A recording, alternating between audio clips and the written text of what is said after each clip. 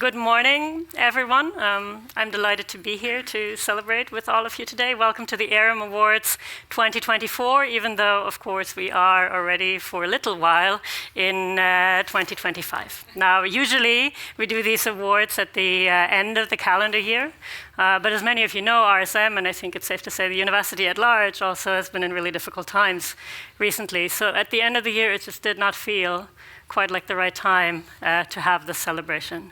But I think in the meantime, we've also thought about it, and of course the times are still challenging, but we also find it really important to take these moments to get together, to pause, and to celebrate the great work, the great research, and all the efforts that go into this research that all of us here around ERIM, RSM, and ESE do, and that's exactly what we're here for today, and I'm so happy that you could join us for this. Yeah?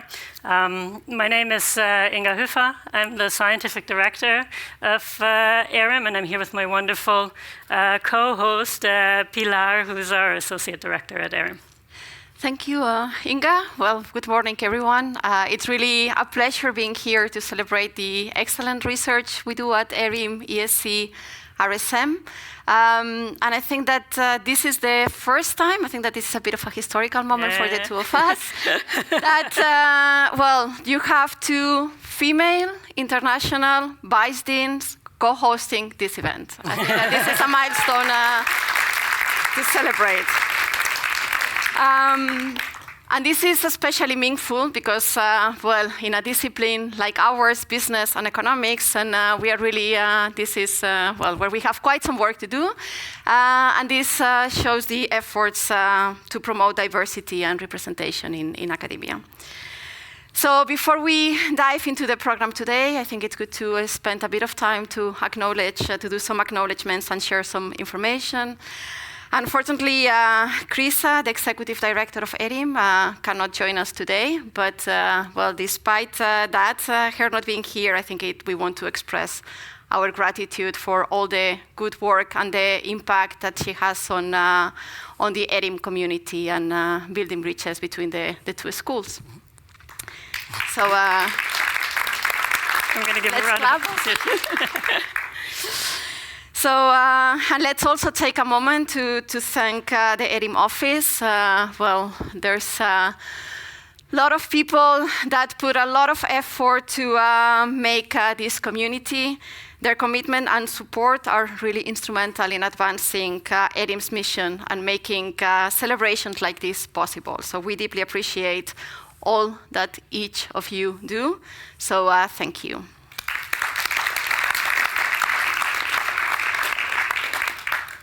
Now, before we get to the actual awards, we also have another special announcement to make, and that is that over the past few years, ERIM has been working really, really hard to come up with a new website. Right?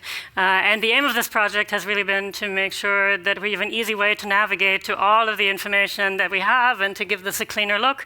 And we've also moved it to kind of the mothership of the EUR website in this process. And I think it's absolutely right at this point in time to also give a huge shout out to Ferva and to Sylvia, who've been working really, really hard for a really long time behind the scenes to make this happen. I think my predecessor likened this task to slaying a 9-headed dragon. So I'm grateful that the two of you managed to tame this medieval beast, but more importantly, to really make sure that we have something where we can find all the information on research support, on PhD programs, on our ERIM events in a way that's clean, easy, and accessible. So please do check it out, give it a look, give it a try, send us any feedback that you have, and again, thank you for making this happen.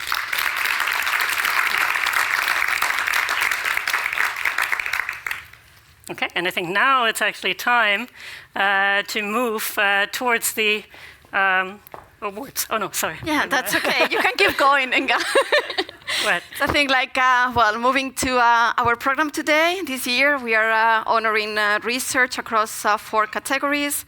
Best full-time PhD dissertation, best part-time PhD dissertation, top article, and outstanding performance by a young researcher. So you may miss one of the awards we used to have in the past, the Open Science Awards. I think like maybe following the recommendations from the winner last year, we are not having that award anymore. And it's not because we don't value open science anymore, quite the opposite. The principles of open science and responsible science are now embedded across all the categories. So this reflects our commitment to transparency and integrity in research, and our understanding that excellent research, by definition, can only be open and responsible. So now let's begin with our first award category, the Best Full-Time PhD Dissertation Awards, and we would like to invite Patrick Kroenen, Dean of ESC, and Aukje Hasselt, Dean of RSM, to join us on the stage to present these awards. Thank you.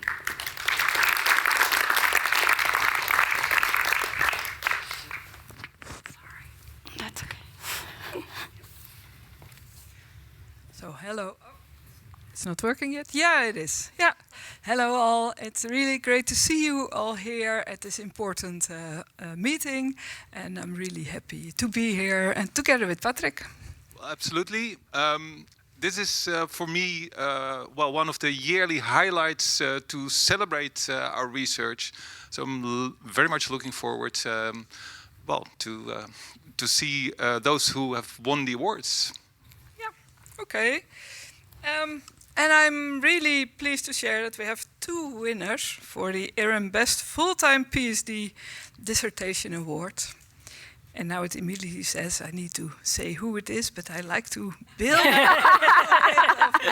the pressure here and ta-da! Okay, first winner of the ERIM Best Full-Time PhD Dissertation Award is Sai Kalfapel.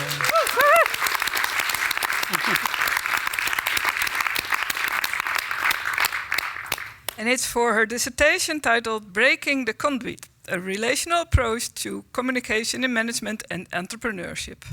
Sai, please come and join us on stage.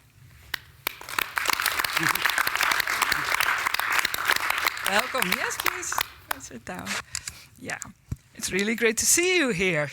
So you were a PhD candidate at the Department of Business Society Management at RSM, and the jury highly appreciated the originality of your dissertation, which consisted of a theory paper, an integrative review, and a set of experiments, which is really great. And you were able to publish your work in impactful journals such as the Academy of Management, Annals and Organization Theory, and Sai secured a placement as an assistant professor at a top European business school, namely the Nova School of Business and Economics.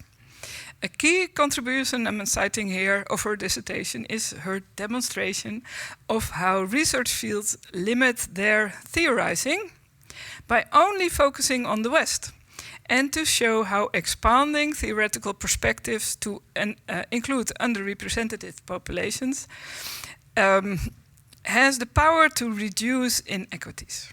And you were also actively engaged in service to the academic community by being PhD representative and executive committee member for the entrepreneurship division of the Academy of Management, as well as vice chair of the PhD Council for ERIM.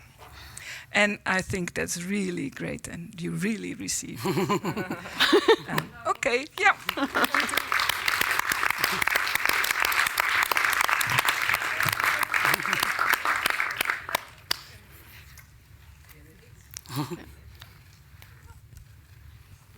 Yeah.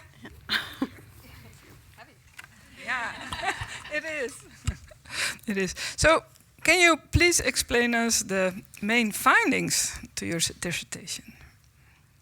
Do I? Oh, this is on. Yeah. Oh, awesome. Well, thank you so much for the kind words and also for selecting my dissertation to win this very prestigious award. I mean, ERIM is so full of such brilliant researchers that it's truly an honor to be here, and also a great homecoming to come back and receive this award in person. So thank you once again. So in my dissertation research, I was essentially motivated to understand processes of communication in management and entrepreneurship contexts. And essentially, I was, I guess, fundamentally driven still am driven to kind of move the field away from a very simplistic representation of communication as this unproblematic linear approach going from sender to receiver, and instead we try to open up this model across 3 papers and kind of in organizational settings where organizational members have to make sense of their settings under duress, so in uncertain conditions, and entrepreneurs have to pitch to investors which is also a very highly uncertain setting, making communication more challenging. So I guess there's so many findings to choose from because of the kind of 3 papers using 3 different methods, but I think a very emboldening finding of this research could be that entrepreneurs are typically understood to be these protagonists who need to be really charismatic and confident and have all this bravado when they're pitching to investors, when we actually find that investors who perceive entrepreneurs as being more humble and coachable, and whom they can actually see a working relationship with, actually perform better in their likelihood of receiving investment above and beyond perceptions of their passion.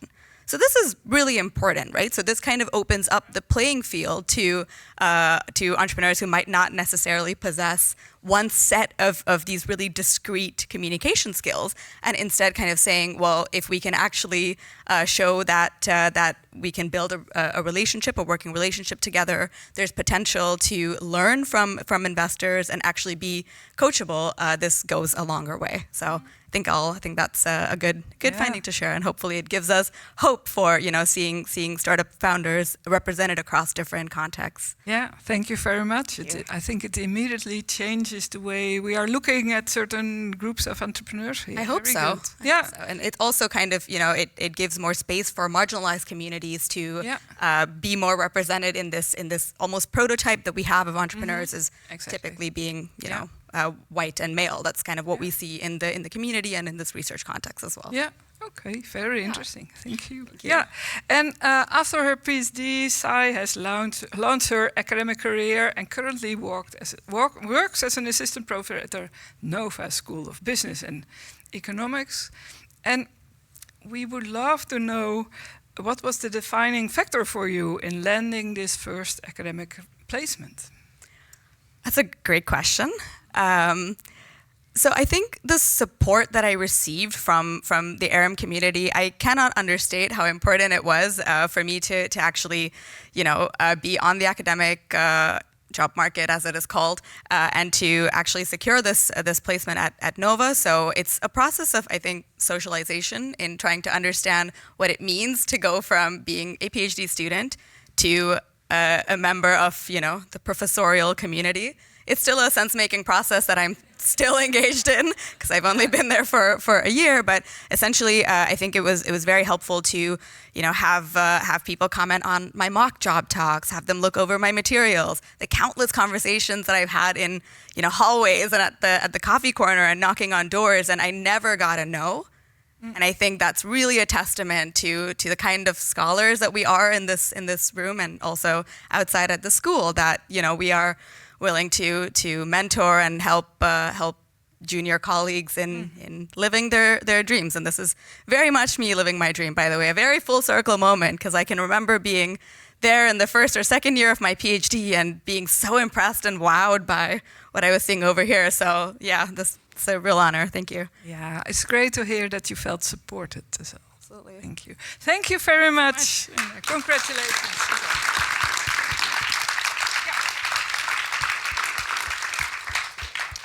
And then we will continue to the next winner of the Best Full-Time PhD Dissertation Award. Yeah, and I see typically, all those hosts that wait a little longer. Okay, let's not do that. Just going to it. Yeah. It is Annelotte Wismans, former PhD candidate within the Department of Applied Economics at Erasmus School of Economics. Annelotte, please join us at the stage.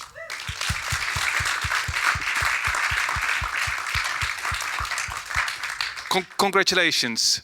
Annelotte wins the award for her dissertation titled Behavioral Insights from the COVID-19 Pandemic, Studies on Compliance, Vaccination and Entrepreneurship.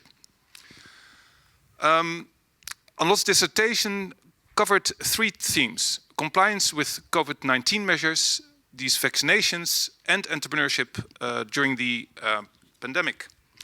The jury lauds Anlot for being highly productive, being first author on 9 out of her 10 publications. In fact, and I know this from first hand, her promoters noted that she had enough material to defend 2 separate theses. One in economics and one in psychology. Nevertheless, she decided to go just for one. What is particularly commendable is Anlot's decision to completely change the course of her research in the face of the COVID-19 pandemic, and building upon open source international datasets around the topic and writing several articles on that subject. And her work didn't only have tremendous practical relevance, but also academic impact. And she has, for example, 250 citations, which many of us know this is impressive. Anlot also contributed actively to the PhD community, and we know each other also from that side, by setting up the PhD board at Applied Economics and conducting focus groups to investigate the mental well-being of her fellow PhD candidates. Always an issue, but particularly during the pandemic. So thank you. Maybe let's have a seat. You want to change? Yeah, oh, right. Should not forget this.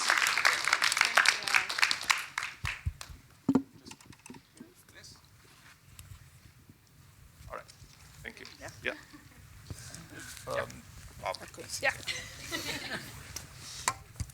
So actually, this is a good time to explain maybe some of the main findings in your thesis.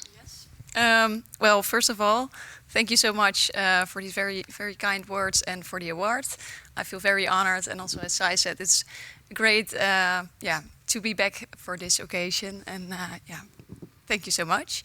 The main findings of my dissertation, so as you already explained, it revolves around understanding individual behavior during the global COVID-19 pandemic.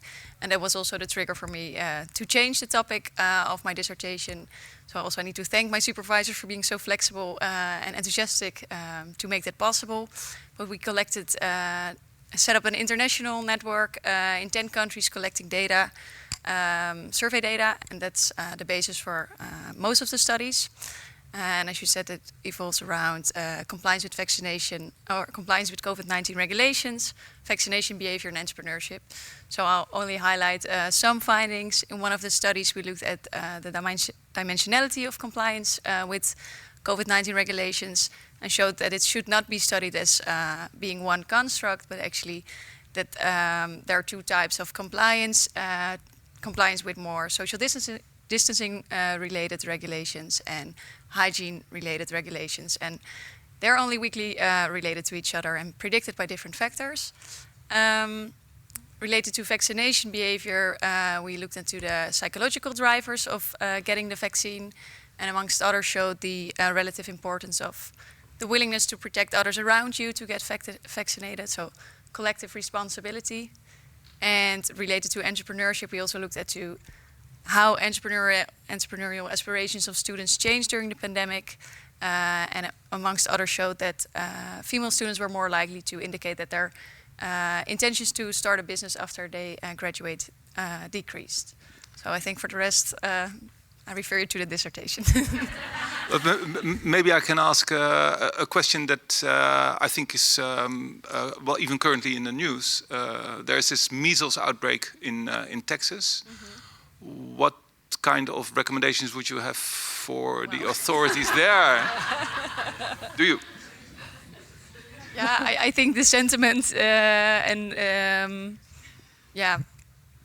how people talk about vaccination at the moment is really not helping for the confidence people that have in the vaccine, which was next to this feeling of collective responsibility, a very important factor. So I think that's could maybe perhaps some things like a long-term, essentially long-term marketing or so. That might. Okay. Yeah. Just and also, knowing that it's something you do not only do for yourself, but also to protect those around you. as I said, was a very important factor. Yeah. If we look at what you're doing now, is you joined the consumer behavior team at the Netherlands Authority for Financial Markets, the AFM. And how did your PhD training and research have helped you with what you do now at your work? Yeah, so luckily the things I learned here, they definitely not go to waste at the AFM. I'm still using it every day. I'm part of a very much research-oriented team, studying consumer financial behavior, so still working on understanding behavior and identifying behavioral risk, but now in a financial context. So we do all types of research. We come up with new ideas, big data studies, but also I'm currently conducting experiments together with financial organizations, which is also very nice to see what happens if you apply it in practice to the financial decisions that people make. So yeah, I'm still using it every day, and also things like writing reports or translating research findings to more practical recommendations for colleagues in supervision, but also in policy. For that it's all very useful. So okay. I'm very happy. Thank you very much. Thank you.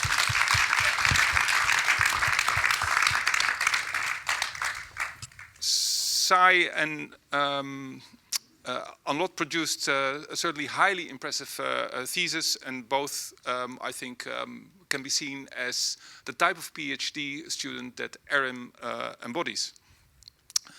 I think they are certainly well-deserved winners of the 2024 ERIM Best Full-Time PhD Dissertation Awards, and certainly proud to have them amongst our graduates. I agree completely. Yeah. And next up, I'm delighted to say that we also have 2 winners for the ERIM Best Part-Time PhD Dissertation Award. And while our winners are unable to attend today's ceremony in person, we'd like to invite Bex Hewitt on stage to receive the awards on their behalf and share a few celebratory words. And Bex is the director of ERIM's part-time PhD programs. Bex, please join us.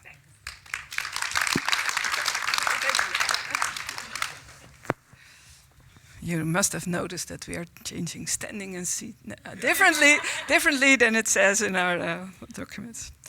So our first winner, who defended his thesis in 2022, is Max-Antoine Jean Renaud, for his thesis titled All for One and One for All, How Teams Adapt to Crisis.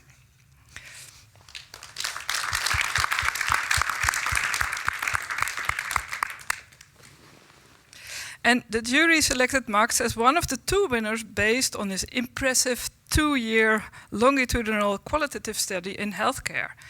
And in this study, he explored how nursing teams responded to continuous shocks during the years of the COVID-19 pandemic.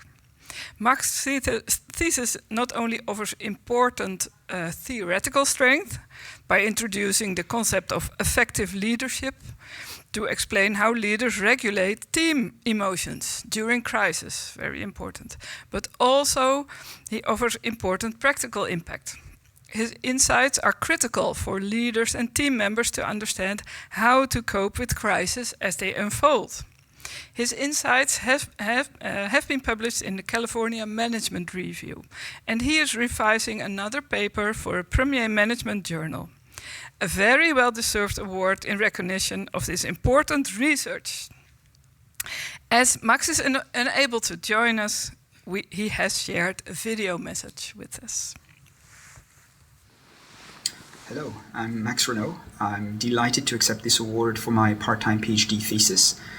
This was a fantastic research project that I undertook over about 5 years, where I followed nursing teams in a hospital in Qatar as they navigated through a number of crises, including the COVID-19 pandemic. I titled my work All for One and One for All, And I think it's very important for researchers as well as practitioners because it really surfaced the importance of managing emotions during such events and crises. I want to especially thank my supervisors, particularly Murat Taraksi, without whom producing this wouldn't have been possible, let alone something of actual substance. So thank you again for this award and for the support. And what he's smiling at us. That's great. I think. Yeah, what I really like is actually you can see the strength of the combination of full-time PhD and part-time PhDs. I really like that. Yeah. I think it's time to look at our next winner for the best part-time PhD dissertation award, and that is Henk-Jan Reinders.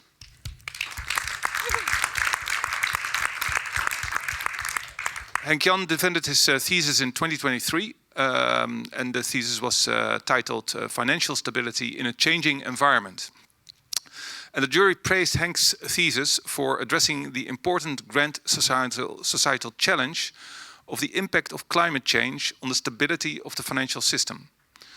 They also particularly noted his use of multiple methods to inform his conclusions about how financial markets respond to different crises. And the scholarly strength of Henk's work was recognized by a highly competitive ZON-MW grant during his PhD. His first paper was published in the Journal of International Money and Finance and in 2023, and already has been highly cited. His second paper was recently published in the Journal of Climate Finance. There he specializes in advising on climate change mitigation and adaptation,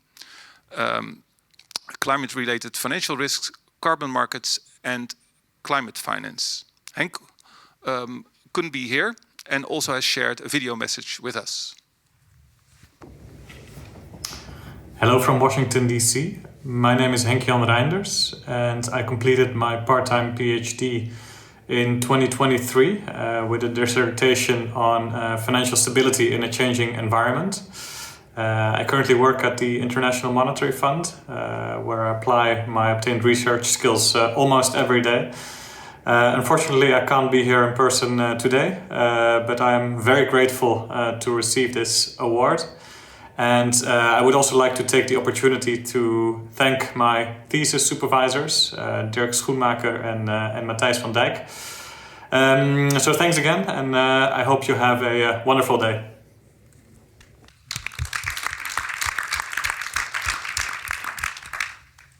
And I think it's fair to say that both awards winners have produced outstanding dissertations while balancing their professional careers, which is typically the objective of the part-time PhD program. So, starting to look at you now, can you share how Max and Henk have integrated their PhD training and research into their professional activities? Yeah, thanks.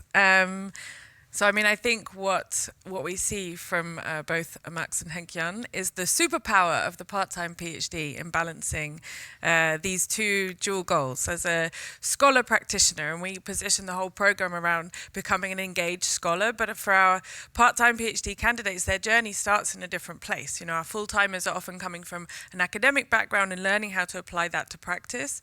Our part-time candidates are coming from normally quite a lot of experience and then applying research to that context.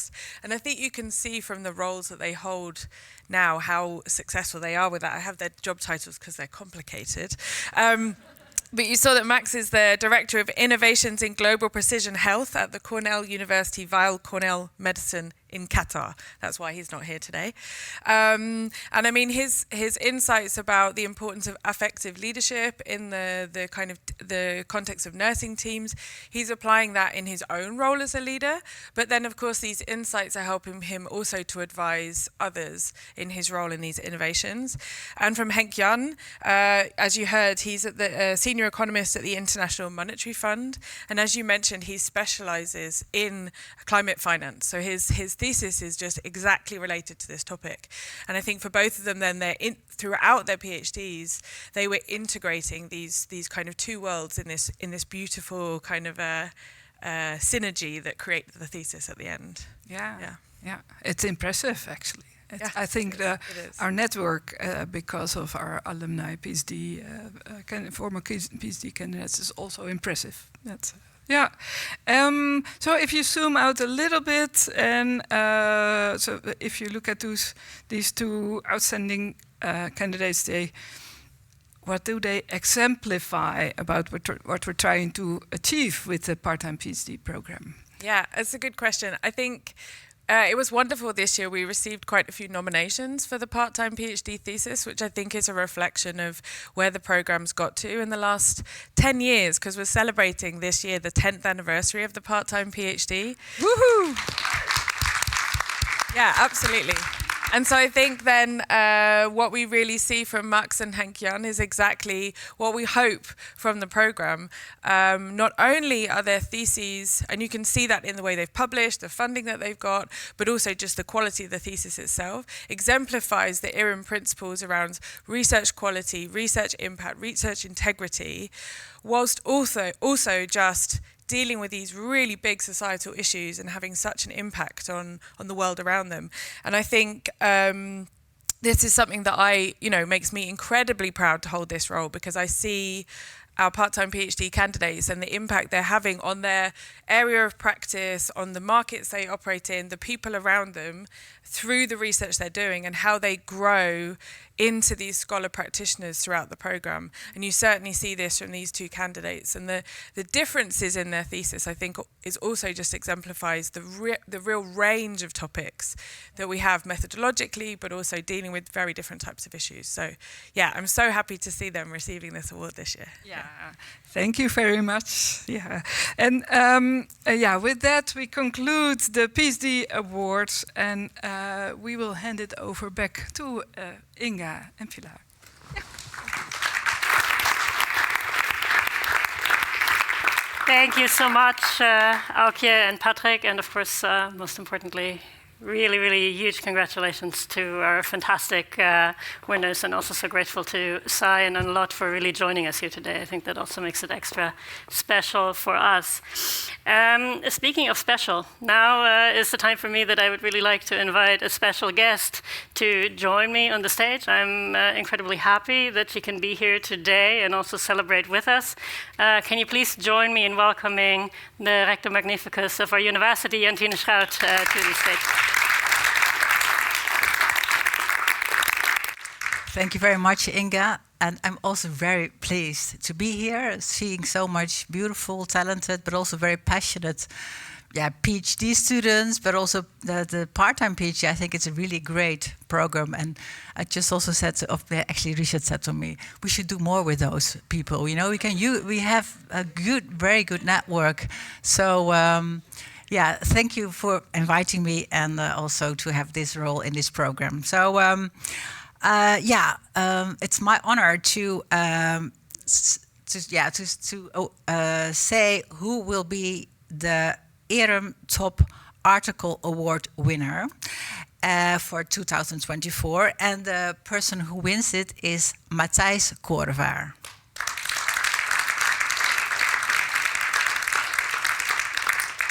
And he wins it for the paper titled Reaching for Yield and the Housing Market, Evidence from the 18th Century Amsterdam. Yeah, Matthijs is currently at NYU and can to give a talk. So also then I think from one side it's a pity that we cannot really do it in person, but I think it's also I'm very proud that people are in the places where they should be also, and giving talks and presentations and work. So so he cannot be here today, but I would really like to welcome his section head, Sebastian Griglovic, to this stage to receive this award on his behalf. So,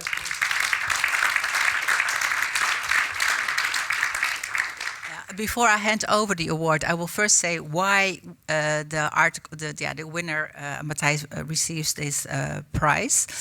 The jury recognizes Matthijs for his exceptional scholarly achievement in publishing a single-authored paper in the Journal of Financial Economics, one of the top 3 finance journals. This paper provides critical insights into how investor behavior influences the housing market, demonstrating that it can amplify house price volatility and contribute to housing wealth inequality.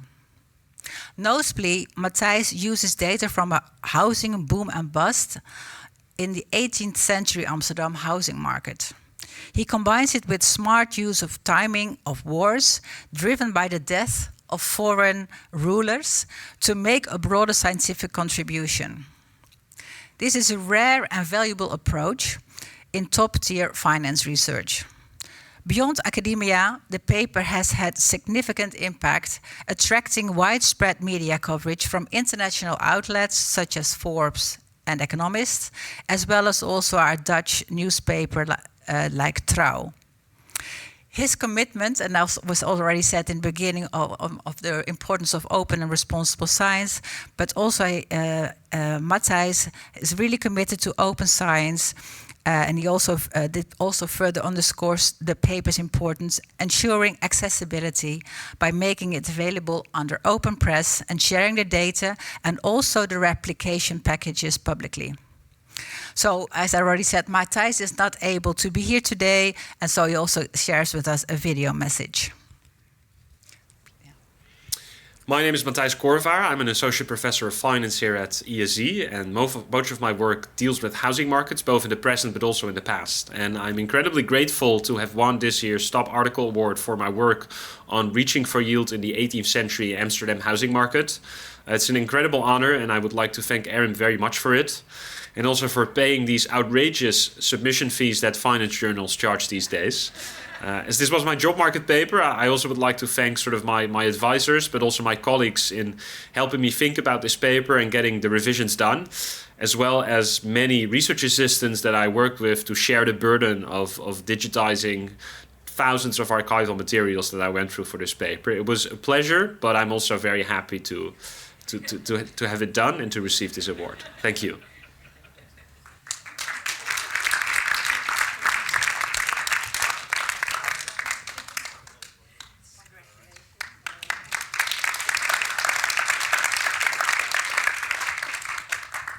So maybe you can sit down, Sebastian. So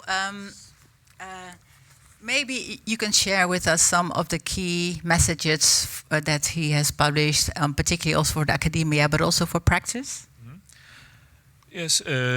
So as I see Matthijs' paper, and I've seen it, and I talked about this for quite some time, and I talked with Matthijs about this. So there is a series of findings in the paper. So some of it was already in your introduction, but let's go through this a little bit in detail, because I think it's many of them are very interesting. So it starts with showing historical evidence. Then when the bond yields are low, think of it like a low interest rate environment like we had until a couple of years, 2 or 3 years ago. So then investors seek to move their portfolios to high yield assets like real estate, like houses. So that's called in economics and in finance reaching for yield mechanism. So this is a known mechanism in some markets, but Matthijs shows that this is relevant also for houses actually. So then the next step is that he shows that this type of reaching for yield behavior creates booms and busts in the housing market. So these investors looking for moving their money into houses creates booms and busts, so creates volatility in the housing market. So this is a novel mechanism as well in the literature. Then he also shows that investors moving into housing market creates also long-term inequality in housing. So because it doesn't revert very quickly after changes in interest rate and in the environment. So there are two effects. Higher volatility and higher housing inequality. There is a couple of more things, but another thing is I think it's important for take away from this literature, also in the context of the award that is not given this year, is that Matthijs, as he mentioned, he digitalized a new data set, archival documents about portfolio ownership by investors in the Netherlands at the time, and it was used by other. He shared the data and the original. The original sources with other researchers. So there is a research already done on this. There are people expanded on this data set. So this creates follow-up research. There's already published some of it, as he told me, like very well published by both actually historians and by economists. So that's another takeaway. So it's one more thing I should mention is that. Matthijs needed to convince readers in economics, finance that this 18th century Amsterdam episodes are relevant for not only for historians, for business historians maybe, for economics historians, but also for the financial economists, for economists and for policy, because this could be also, as was also mentioned, he engaged based on this paper quite a lot in the policy debate in the Netherlands and internationally. So that was another important achievement of this paper. So a really good winner, and I also really appreciated that he also thanked his team and all the people who helped in putting all these things, all the data into this big data set, which he then also openly published. So very good. So thank you very much also for answering this question for him. So, Nate, please, you can stay if you like, because I'm going to move to the next part, which I'm also very happy to award.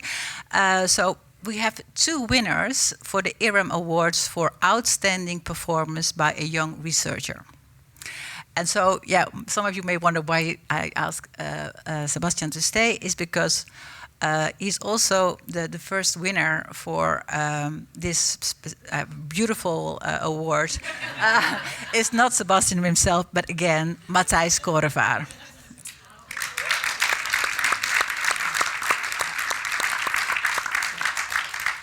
Yeah, Matthijs is really one of the rising stars at ESE. The jury recognizes his outstanding contributions to financial economic research, particularly in the long-term development of the housing market. His dissertation has led to several high-impact publications in top-tier finance journals, demonstrating the exceptional quality and relevance of his work. His academic excellence has been further acknowledged through prestigious recognitions such as the Marie Sklodowska-Curie Fellowship, and his appointment as a visiting assistant professor at Columbia Business School. Beyond academia, Matthijs has made a significant impact on public discourse, effectively bridging the gap between research and policy. He actively engages in debates on housing issues, contributes to leading national and international debate and in media, and serves as a trusted advisor in key policy institutions. He follows an interdisciplinary approach, collaborating with historians and engaging with society. He's also a champion in open and responsible science by making the data he collects and the code publicly available. The jury congratulates Matthijs for his exceptional scholarly achievements, societal impact, and commitment to open and responsible science. He's really an inspiring academic. And again, since he's not here, he has also shared another video with us.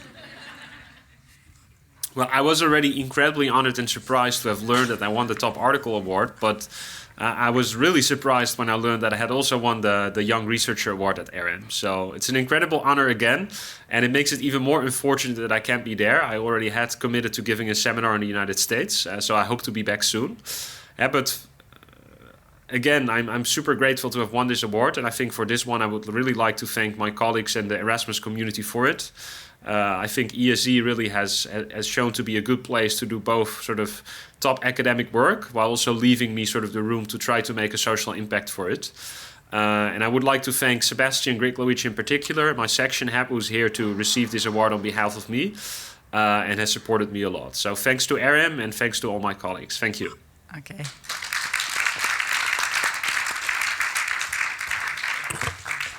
So yeah, again, congratulations.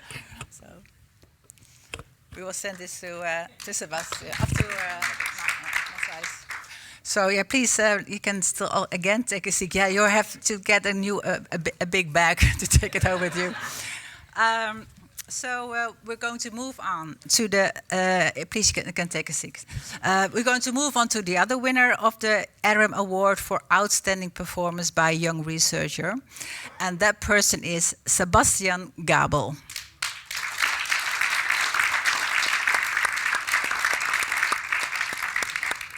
Sebastian is working at the RSM Marketing Management Department, and also, again, unfortunately, Sebastian is also not available today, which again is good news maybe, but he's now at a research visit at MIT, really, again, and a very prestigious thing to do. So we invite his colleague, Aurélie Lemmens, to join us on stage today.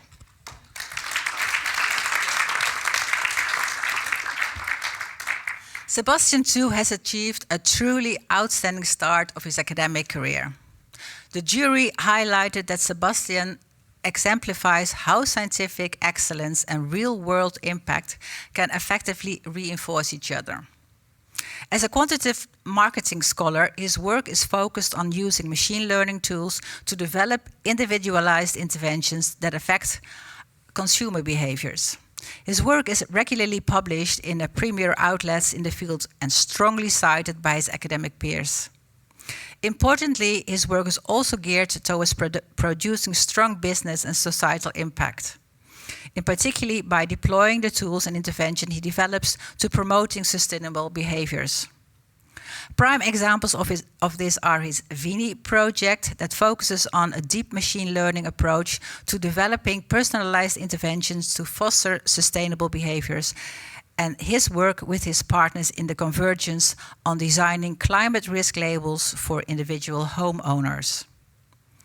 Next to his impressive publication record, extensive engagement activities with business partners and policymakers, and strong funding success, he also actively ensures that he promotes the open and responsible nature of his work. Again, very important. I'm also very happy that we really also include that now also in the awarding of the prize. He participates in large-scale replications, registers his working papers, and provides the tools for the code for his published work. Again, also everything is open. Sebastian also sent us a video, and so let's listen to that. Hi everyone, I'm sorry I can't be here today in person. I would have certainly loved to join today's ceremony. This recognition really means a lot to me. I want to use this opportunity to thank the selection committee for their consideration. I'm also very grateful to all my co-authors for their support and inspiration. It's really what makes our job so rewarding and enjoyable to work with such great people. Of course, a big thank you also to all the colleagues at RSM and especially the Marketing Management Department. They've always been there to provide feedback and to support, especially in difficult times as well. And finally, thank you very much, ERIM, for the research support, which really makes our work possible. Thank you.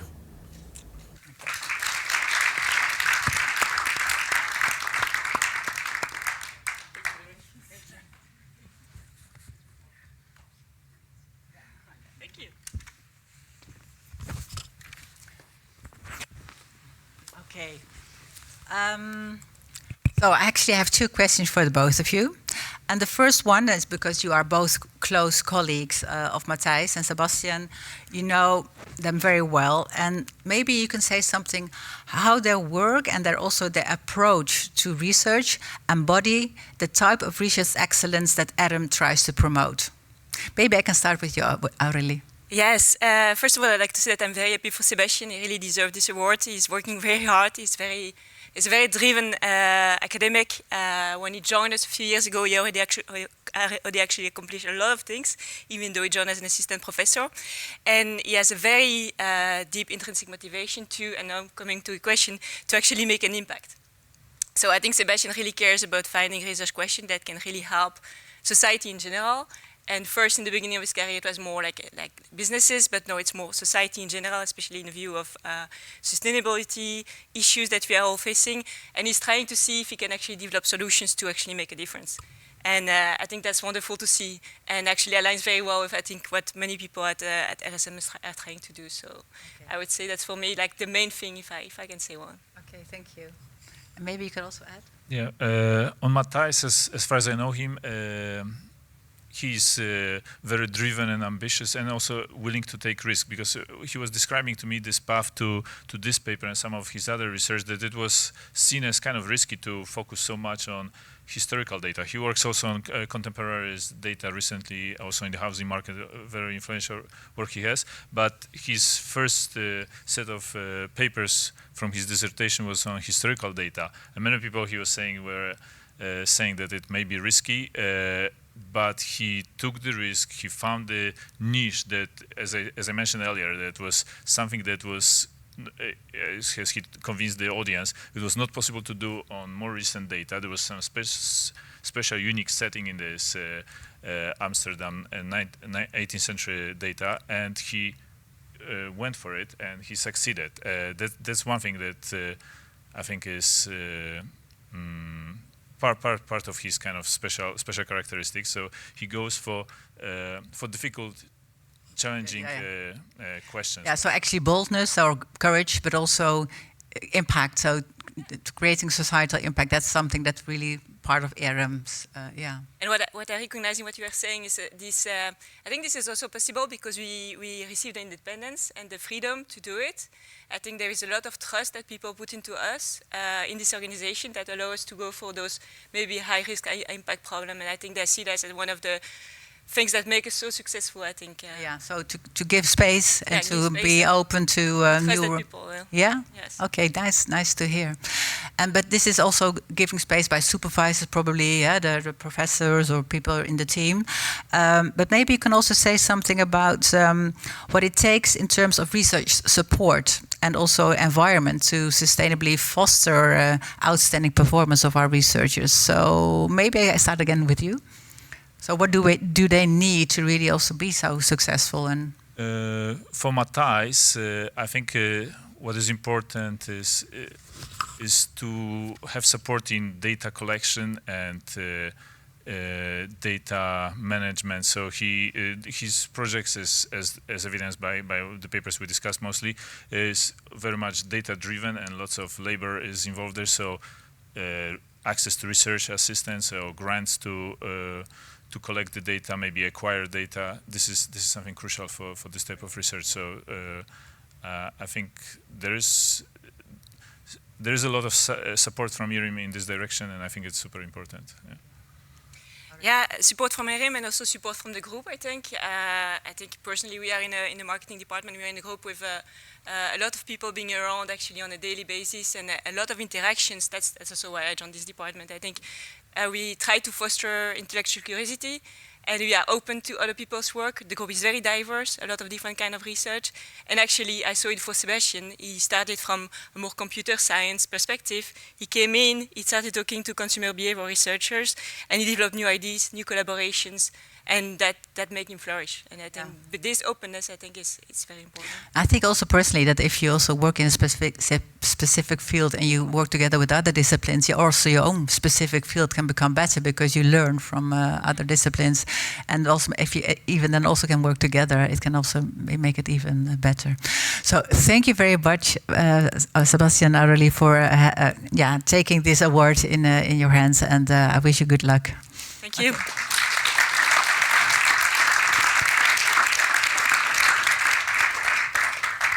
I think now I over to the two ladies of the moderators. So much. Oh, you have.